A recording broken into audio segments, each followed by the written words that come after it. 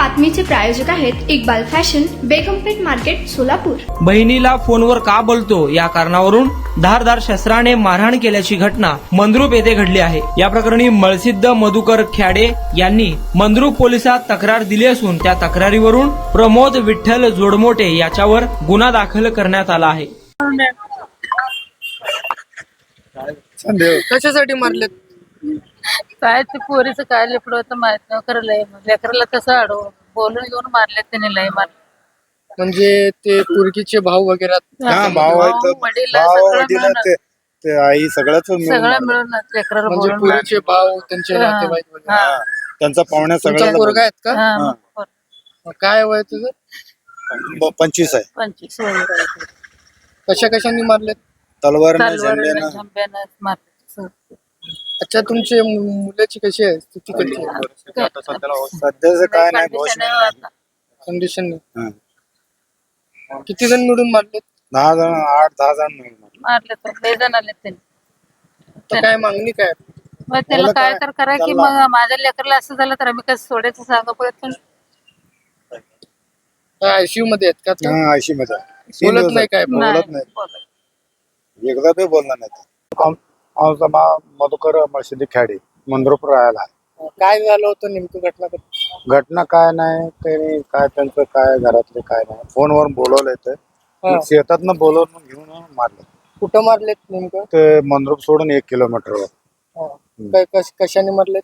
चाकून, हातारानं, तलवारनं मारलं। कशामुळे मारलेत? काय कारण काय? कारण काय काय थोडं फार होतं ते काय आम्हाला माहित नाही। हा. ते भांडण काय नाही हा. ते। कोण कोण मारलेत? नाव वगैरे माहित आहे का? हा, ते प्रमोद विठ्ठल जोडमटे, हा. आणखीन काशीनाथ हेळकर मुलगा, त्यांचं पाहुणं कोणतर 8-10 जण मिळून मारले।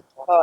आता कुठं कुठं मार लागले तुमच्या मुलग्याला? डोक्याला तलवारनं मारले, तर इथं झंब्यानं मारले, तर 4 वार झाले, 3-4। जखमी आहेत का? हा, जखमी आहे, कोमामध्ये आहे त्यांनी। काय कोमामध्ये आहेत? सिरस बोलत नाही? सिरस आहे, बोलत नाही त्यांनी। काय वय वगैरे नाव काय? त्याचं सिद्धाराम मेत्रे, सिद्धाराम मधुकर ख्याडे तुमचा मुलगा आहे हा का? मुलगा आहे, स्वतःच आमचं मोठं काय मुलगा आहे। काय करतो काम? काम काय नाही, असंच शेतात काम।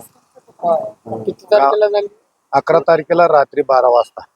म्हणजे कशासाठी मारली? कोण होते समोरचे? काय तर कारण पाहिजे ना? जोडमटे म्हणून आहेत, त्यांनी हेळकर, ते 2-3 10 जण येऊन मारले। आणि कारण काय? म्हणजे कारण- कशासाठी? काय पूर्वीचा वाद होता? पूर्वीचं वाद म्हटलं होतं ते कशाचा वाद होता? भाजपचं गौरीशंकर मेंढगुदले त्यांनी मिटवलं होतं। मिटवलं म्हणून आम्ही बिंदास राहिलो, त्यांनी सांगितलं त्यांच्यावर नाही, वाद कशासाठी होता? मिटवलं?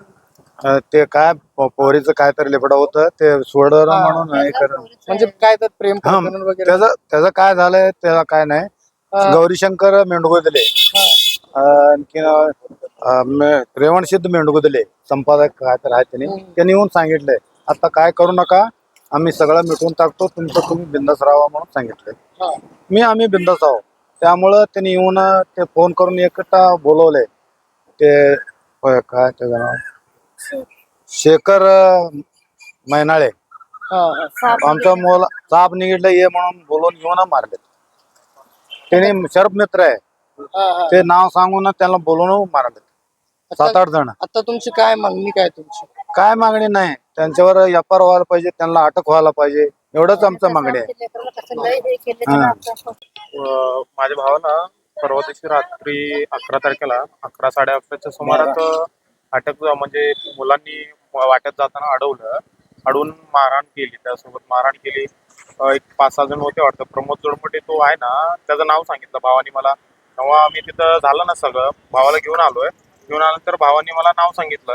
तेव्हा मी विचारलो त्याला, तिथं पट्टी वगैरे झाली, त्यानंतर विचारलो काय झालंय म्हणल्यानंतर भावानी म्हणलं की असं प्रमोद जोडमटे मला वाटेत अडवून मारलंय, असं मला फोन का केला, म्हणजे माझ्या बहिणीला फोन का केला म्हणून त्यासाठी मारला त्याने वाटेत। पोरगीचा भाऊ? हा, पोरगीचा भाऊंनी मारला, प्रमोद जोडमटे म्हणून आहे तो म्हणजे किती मारला। दिवसा अगोदर मिटला होता? म्हणजे म्हणजे बैठक वगैरे असं झाली का? महिन्याच्या आसपास मिटला होता सगळा। तो मिटल्यानंतर सगळं क्लोज झालं, मग आमचा भाऊ बिंदास होता, काय नाहीये विषय नाही म्हणून मग तो शेताला रात्री इथनं आमच्यापासून उठून रात्री 10-11 वाजता निघालाय।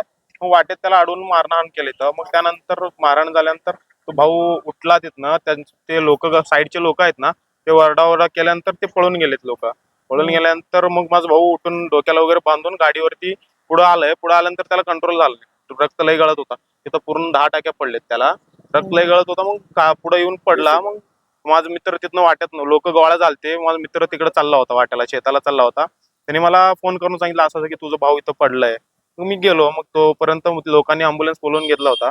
मग त्याला सिव्हिलला येऊन ऍडमिट केला. मिटला होता विषय अजून मारण्याचे वगैरे काय हा, मिटला होता विषय. त्यांनी खुन्नस धरून भावानी मारले. काय अजून कॉल वगैरे केलते का तुमचा भाऊ? नाही कॉल वगैरे नाही केला. हा. आता काय पोलिसांनी काय सांगितलं? पोलिसांनी FIR घेतली आमची, पण पोलिसांनी लवकरात लवकर त्यावरती ऍक्शन घेतलं पाहिजे. गुन्हा त्याला दाखल झाला का? हो, गुन्हा दाखल झालाय. काल संध्याकाळी गुन्हा दाखल झालाय. मग लवकरात लवकर पोलिसांनी त्याला ऍक्शन घेतलं पाहिजे. त्याला अटक झालं पाहिजे. लवकरात लवकर अटक झालं पाहिजे ना.